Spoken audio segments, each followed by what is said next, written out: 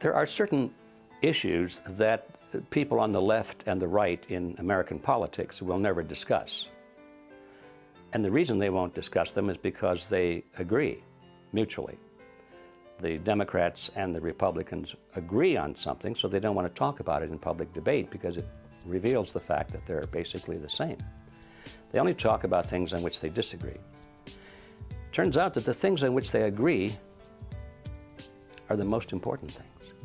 The things in which they disagree are relatively minor. We need to understand that we have been artificially divided for far too long. The global elites have divided us into Democrat and Republican, left and right, conservative and liberal.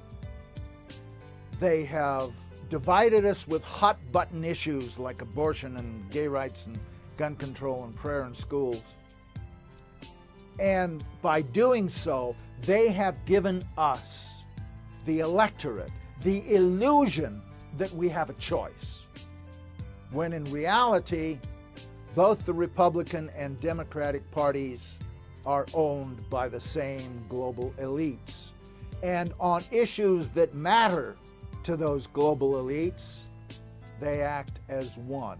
By the time you go to the polls and you put your pencil mark on the paper or punch the lever, whatever you do, the decisions are already made. The candidates have already been selected.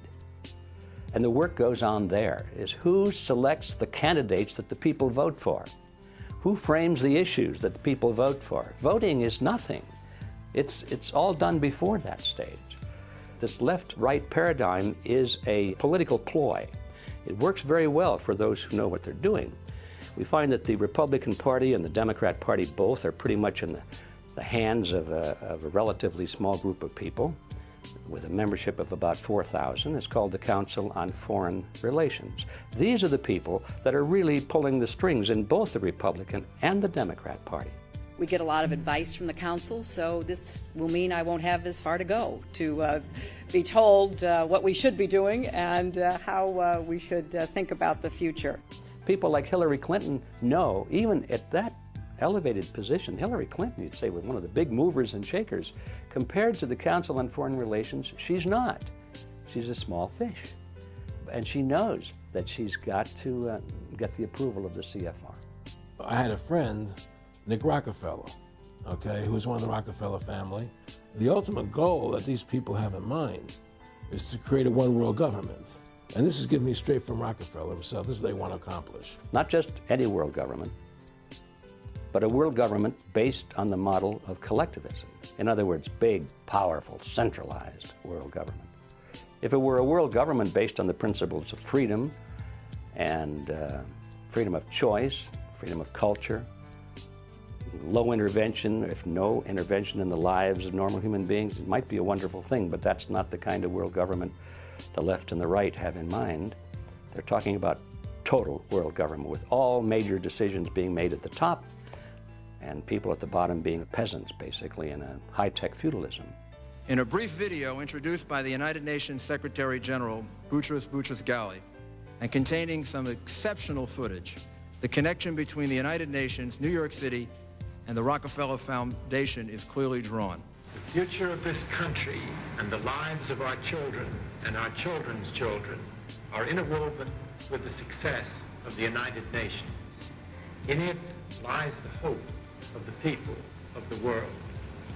My father considers it a privilege to have had a part in the development of its permanent home. I'm glad to hand you, Mr. Lee, my father's check. Thank you, Mr. Rockefeller. For every single department of government you have on a federal, local, county, state, provincial level, the United Nations had an equivalent department to deal with everything. It was already set up, in fact, to be global government. H.G. Wells said at the League of Nations, which was the embryo for the United Nations, he said, this is the nucleus of the world governments, when eventually all laws will come from there, be passed and signed into law by treaty of all the member countries. Eventually, we won't even have to go through the farce, and that's what it is, of voting in parties or candidates, because in the latter part of the 20th century and now into the 21st century, we're being trained, rather obviously, to simply accept rule by experts, rule by scientists, rule by professionals, and that's what they mean when they call governance. 2009 is also the first year of global governance, with the establishment of the G20 in the middle of the financial crisis. The climate conference in Copenhagen is another step towards the global management of our planet. By order of the City of Pittsburgh Chief of Police, I hereby declare this to be an unlawful assembly. If people would just engage a few more brain cells, open the eyes and look, they will see the scale of fascism, no other word for it, that we are being subjected to today. I remember we had an FBI consultant on the picture telling me that they can use your ADT security box microphone to get your stuff that's going on in your house, or OnStar, they could shut your ar down. And he told me that 1 in 5 phone calls that you make are recorded and logged. And I laughed at him, and then he played back a phone conversation I'd had 2 years prior to joining the picture, the FBI consultant. And it was like one of those phone calls, it was like, you know, what are you wearing type of things. Really? Yeah, so it was mad weird. Wait, so you mean they had a record of you from 2 years prior to me joining the picture. Even being associated with the movie? With the movie. Well, that seems creepy. It's extremely creepy. Tim, is there any way, now obviously it was a voicemail, they could try to get the phone companies to give that up at this point, but if it's not a voicemail, it's just a conversation. There's no way they actually can find out what happened, right? Unless she tells them. No, there is a way. We certainly have ways in national security investigations to find out exactly what was said in that conversation. It's not necessarily something that the FBI is going to want to present in court, but it may help lead the investigation and or lead the questioning of her. So somewhere it's being digitized, or they can actually get that. Because people were saying, look, that wouldn't be possible. It's pretty incredible what you're saying. No, welcome to America. All of that stuff is being captured as we speak, whether we know it or like it or not. Note to self, as Deb Farrick just said here, yeah. First up tonight in the news, yes, the re-education camps do apply to American citizens. I understand this is shocking, but the time for denial is over. Yesterday, of course, we covered the leaked U.S. Army document that outlines the plan for re-education camps in America. I can't believe it either, but yes, they do use the word re-education, and they repeatedly refer to operations inside U.S. territory. Paul Watson has highlighted all the quotes about how the psychological operations officers are going to be brainwashing people in the camps, determining who needs to be indoctrinated, and on, all part of this Department of Defense document for internment and resettlement specialists. So it refers to in the document DCs, that's displaced citizens or civilian internees. It talks about things like implementing policies, quote, within U.S. territory. What we have here is the camps we've been sold under the guise of the war on terror now being legitimized for use with American citizens as they pass the National Defense Authorization Act, authorizing the indefinite detention of even American citizens without any due process. This is a slippery slide into tyranny, and these detainment camps are, of course, the end of the road for anything we can consider to be freedom. It's based on North Korean models, Soviet Gulag models, Nazi concentration camp models, and more, and they're really looking to bring it here. I have 2 words for you: predator drones. You will never see it coming. All collectivist systems eventually deteriorate into a police state because it's the only way you can hold it together. My friendship with Nick Rockefeller was one where we expressed ideas to each other and thoughts and philosophies, and he wanted me to become part of what they were doing and for me to become a member of the CFR. And I used to say to him, what's the point of all this? You have all the money in the world you need. You have all the power you need. What's the point? You know, what's the end goal? And he said the end goal is to get everybody chipped, to control the whole society, to have the elite people controlling the world. They talked about Pat running for president, and if he did that, I would be very supportive. But he'd have to shake a label that gets assigned to people like Pat who run for the presidency, and that is that he's a tool of the rich. I personally like that very much. My father told me that's the way the system is meant to work.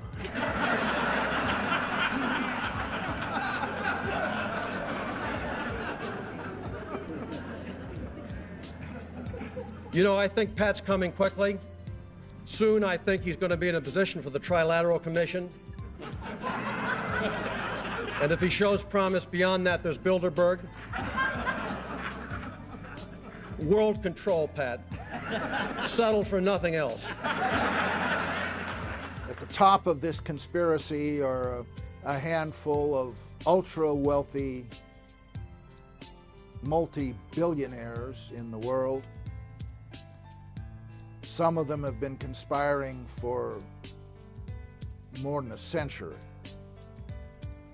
Their tools are the Council on Foreign Relations, the Bilderbergers, the Trilateral Commission, and they have tools in other countries as well. Now, they've taken over our government, both Republicans and Democrats. There's no difference anymore between the two parties. They control both parties. It doesn't matter to them which one wins, because who's ever running for president will be someone they anoint. And the fact of the matter happens to be that you can't win an election unless you have enough money to win. They make sure who gets the money. And they've even written about it. There's a fellow by the name of Carroll Quigley, and he wrote several books about this group of people and their origins and their roots coming from Europe and England in particular. And he comes to a very interesting point in one of his books where he says, okay, this is the way the real world is. He said, how is it that we collectivists, we elitists, how can we rule the world when at the same time we want to let the average person think that they're living in a, quote, democracy? And he answers the question brilliantly. He said, it's very simple. You've got to have two major political parties, and they'll both have the same major goals, the same basic fundamental principles, and they'll argue with each other on the surface with slogans and leadership and style and all of that sort of thing. He said, but we will control them both. There's the strategy. There's the whole scam behind this left-right paradigm. When you understand this history and this reality, you look at it and you say, well, yes, we've got a left wing and a right wing, but they're just opposite wings of the same ugly bird. And we have our cheerleaders, you know, the news commentators and the talk show hosts on the left and on the right, and they frame the debate. They won't let the American people debate the real issues. They won't let them even think about the real issues, which are we going to keep American sovereignty or not? Are we going to let the Federal Reserve System, which is a banking cartel, continue to run our government or not? They won't let us talk about those things. Ron Paul, what's your perspective on how the media has been ignoring him and demonizing him? It's fascinating. I must say, the more I listen to and the more I read what Ron Paul has to say, the more fascinated and the more respect I have for this guy, because this guy's got courage. He understands that people want to be set free from big government, and he's not, you know, he's not scared of taking on any issue at all. And you know, I watch him. There was one of the primaries the other day where Ron Paul got 27%, an amazing figure, and yet the BBC virtually refuse to even admit the fact that he's actually contesting the race. And I understand that many conventional parts of the US media have been the same. And by the way, this pretending Ron Paul doesn't exist for some reason has been going on for weeks. A new Gallup survey showing Rick Perry running second to Mitt Romney, knocking down Iowa favorite Michelle Bachmann to fourth. Behind who? Fourth behind who? How did Libertarian Ron Paul become the 13th floor in a hotel? And it's kind of, you get a Ron Paul figure that comes along and challenges basic assumptions. And perhaps, to some extent, I've tried to do some of the same things over on this side of the Atlantic. And it's like a media blackout. That tells you there's the evidence that it's controlled. The owners of this country are the voters of this country. You're wrong about that, my friend. Aren't the owners of this country the voters in this country who elected George Bush? No, they're not. Listen, politics, these elections are a charade. It is a charade. Oh, okay. It is, they are meant to... Well, I'll tell you, listen, just listen for a minute. Learn a little something. The elections and politicians are in place in order to give Americans the illusion that they have freedom of choice. You don't really have choice in this country. This is not a party issue. This is not a left-right issue. The question is not, should we have big government or little government? The question is, who should government serve? And it should serve the people. And it hasn't been doing it, and it still isn't doing it. And changing from Republican to Democrat or Democrat to Republican is not going to change that. So that's the problem. As long as we depend on the phony wrestlers and depend upon their well-paid cheerleaders in the media to keep us focused on secondary issues, we're never going to get out of this mess.